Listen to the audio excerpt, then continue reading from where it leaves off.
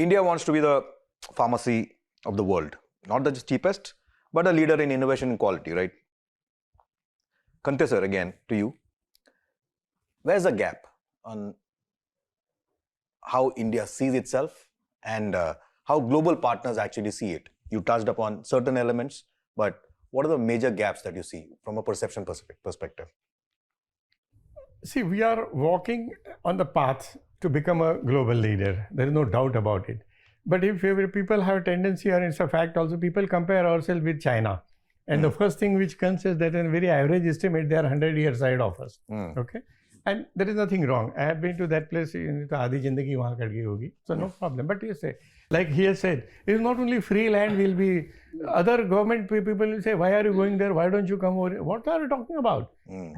When the drug is distributed all over India, why there should not be a central agency to cover all that kind of thing? No, these are the kind of impediments. Some governments are totally industry unfriendly, totally industry friendly. These are not that we will not reach there, but time unnecessarily, a lot of time is going in reaching over there, which would have done long back. That's what my biggest problem is, that the state support, industry support, and the environment in this country, unless that improves, there is no dearth of technical people, there is no dearth of technical knowledge, there is no, even tomorrow AI is replaced by something else.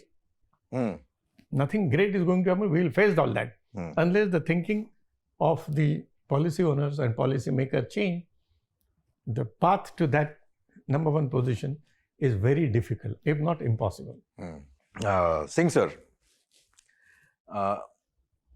if you could fix one weakness in how India builds and runs its facility, which would give the most return? I think Project Asian, area needs to be strengthened. We have very large scientific engineering team and experts, but in project we lack, the decisions are changed, project is terms are changed, the coordination effort are fragmented, decisions are taking time. If you can fix this as a team and bring this into first time right with the coordinated efforts, that will cut down the project costs. Also, that things will become much simpler and learning will be very good for others to follow. This area we should try to fix up in the industry. Got it. Now, Swaminathan sir, Singh sir said about the project aspects, right? What are the biggest thing that has changed apart from this, for being from a volume supplier to a quality leader? From a volume supplier to a quality leader. See, one is understand that nothing can be done yesterday. As a project guy, I can tell you. And taking forward from where Dr. Singh was saying, I've seen in other countries, unlike other countries, what happens in India is, when you do a project, there are multiple agencies to be coordinated with. In other countries, there is one general contractor. That's all. It's his responsibility to do it. And you trust that guy. In India, no owner, and I'm sorry to say that, no owner ever trusts the consultant or the contractor. I am ready to do a turnkey project as a one-point responsibility. No, the client will think that he can negotiate better, he can handle the contractors better, and he will have multiple contractors at site. They don't see eye to eye, they will fight with each other. Forget fighting with each other. You have multiple festivals in India. If someone goes away, someone stays there. So all these problems are there, but we still don't want to see the easier way. We look at money as today's money which is spent. They don't look at the unseen expenses. Right.